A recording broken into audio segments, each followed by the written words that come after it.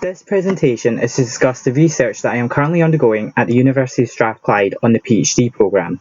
My thesis is titled Modernising the International Labour Organisation's Approach to Protecting the Right to Strike, Lessons from Comparative Law, and examines whether the international body's approach to protecting workers' right to strike should be revised and modernised. So you might be asking yourself, what is the right to strike? The right to strike is an important weapon in the arsenal of organised labour and in the promotion of socio and economic interests of workers. It usually involves the stoppage caused by the mass refusal of employees to work. The right to strike has even been regarded as a keystone of modern industrial society. Commentators have argued that as a result, society should secure the right to strike in the interests of protecting democracy and as a means of balancing out the power struggle between employers and workers. Therefore, it is only important that the right to strike attracts international protection. The International Labour Organization, established in 1919 as a result of the Treaty of Versailles, is a specialised United Nations agency responsible for securing and protecting international labour standards. However, you might be surprised to find out that the right to strike is not expressly recognised or provided for under any of the International Labour Organization conventions, more specifically Convention number 87 dealing specifically with freedom of association. The earliest reference made to the right was in 1957 resolution, which called for the laws to ensure the unrestricted exercise of trade union activities, including the right to strike. However, even today, there still remains no right to strike under the mass catalogue of international labour standards, which sits at 189. Nevertheless, the International Labour Organization's supervisory body, the Committee on Freedom of Association, has recognised that the right to strike is intrinsically linked with freedom of association, which is protected under the conventions. They have even went on to say that the right to strike is part and parcel with union activity. Consequently, the committee have established a body of case law as far back as 1952, which recognised the right to strike as being an integral part of defending workers' social and economic interests. However, the right is not absolute and may be subject to the restrictions in national countries. Therefore, my research proposes to examine if the International Labour Organization's current approach should be revised and modernised to grant greater protection to the right to strike. This will involve the use of a comparative study of 3 countries to ascertain how effective international labourers are in each country. The first country is Australia.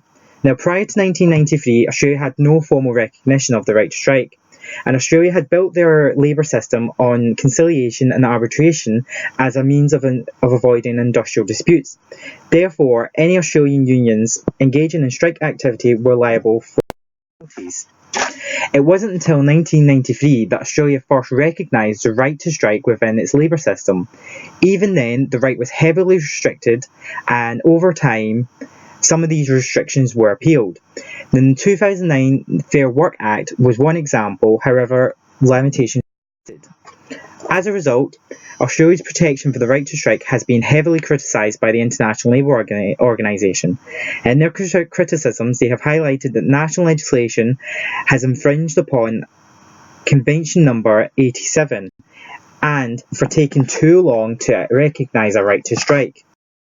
The second country is Canada.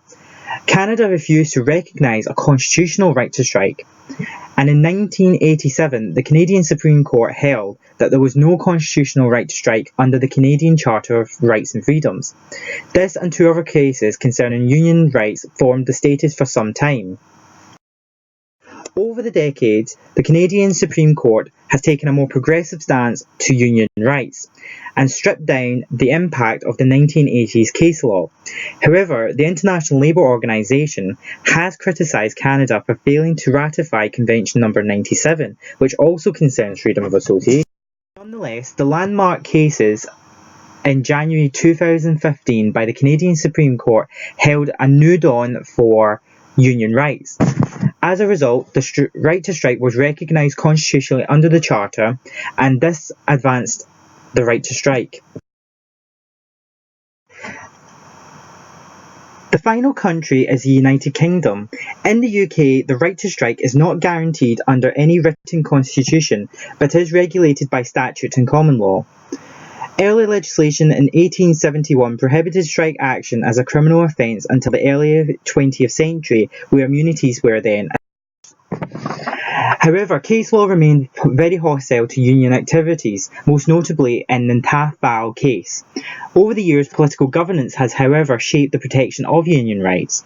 The 1970s and 80s, under the Thatcher Tory government, saw the stripping down of union protection and powers, and restrictions on Even today, the UK places greater protection on trade unions and their activities. For example, the stricter strike ballot restrictions under the Trade Union Act of 2016. And the ILO has continued to criticise the UK's approach to the right to strike and for placing limitations on exercising the right. Clearly, member states do not universally guarantee the right to strike. So how can the International Labour Organization modernise their approach? Firstly, by strengthening accountability measures for states who have come into breach of conventions.